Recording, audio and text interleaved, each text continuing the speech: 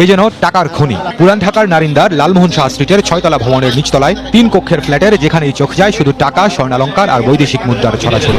দর্শক, আজকের সবচেয়ে বড় ব্রেকিং নিউজ হচ্ছে খুঁজে পাওয়া যাচ্ছে না এনসিপির 3 জনপ্রিয় নেতা নাহিদ, হাসনাত আর সার্জিসকে। গুঞ্জন জোরালো, শেখ হাসিনা দেশে ফিরলে এদের পালানোর জায়গা থাকবে না। এরা কোথায় গেল, কেন গা ঢাকা দিল, আর তাদের বিরুদ্ধে কি কি ভয়ঙ্কর অভিযোগ জমে আছে আজকের রিপোর্টে সব তথ্য তুলে ধরব।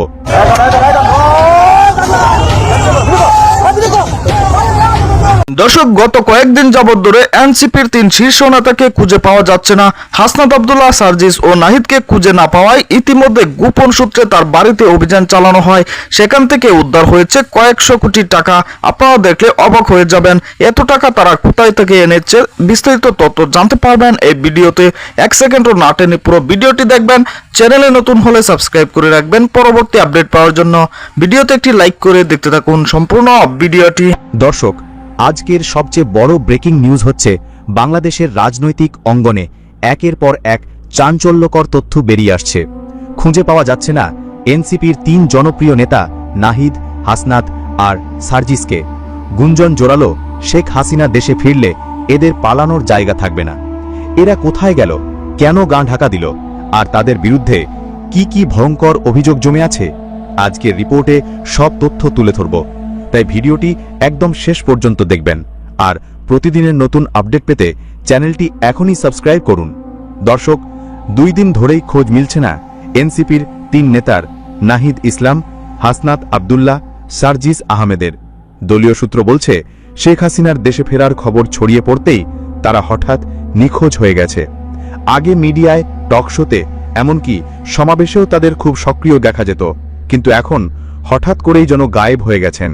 প্রশ্ন উঠছে, আসলে তারা কোথায়, কেন আতঙ্কে পালাচ্ছে এনসিপি নেতারা? রাজনীতির বিশ্লেষকরা বলছেন এর পেছনে মূল কারণ হচ্ছে তাদের অতীতের অপকর্ম।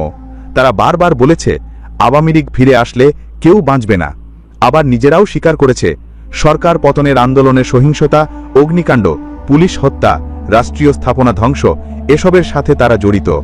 নাহিদ ইসলাম প্রকাশ্যে বলেছে সরকার না গেলে আমরা সশস্ত্র যুদ্ধের জন্য প্রস্তুত। এমন সব বক্তব্য প্রমাণ করছে তারা দেশের রাজনীতি নয়, বরং ষড়যন্ত্র আর সহিংসতায় বিশ্বাসী। শেখ হাসিনা ফিরলেই বিচার নিশ্চিত। রাজনৈতিক মহল মনে করছেন শেখ হাসিনা দেশে ফিরলে এই নেতাদের বিচার অবিভারিত হয়ে পড়বে। কারণ জনগণ ভুলে যায়নি মেট্রো রেলে অগ্নিসংযোগ, থানায় হামলা, পুলিশ হত্যা, আওয়ামী লীগ কর্মীদের উপর নিষ্ঠুর নির্যাতন, রাষ্ট্রীয় সম্পদ ধ্বংস, সবকিছুর সাথে সরাসরি জড়িত ছিল এনসিপির নেতারা।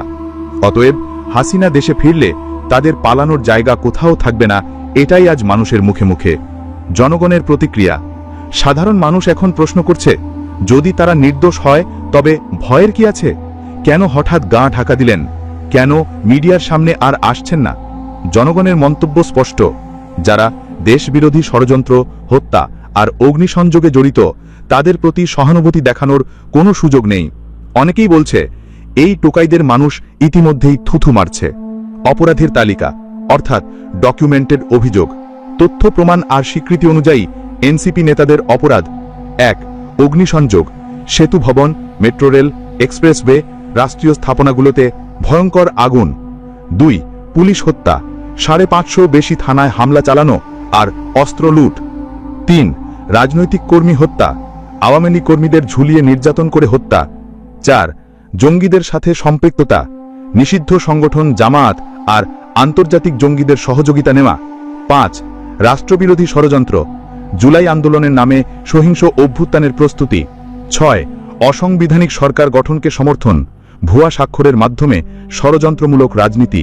কেন ভয় পাচ্ছে তারা? কারণ খুব পরিষ্কার, তারা জানে অপরাধ করেছে, তারা জানে জনগণ তাদের ঘৃণা করে, তারা জানে শেখ হাসিনা ফিরলে বিচার হবে। তাদের ভয়ের একটাই কারণ, অতীতের অপরাধ। তাই রাতারাতি অদৃশ্য হয়ে গেছে এই 3 নেতা। আন্তর্জাতিক দৃষ্টি।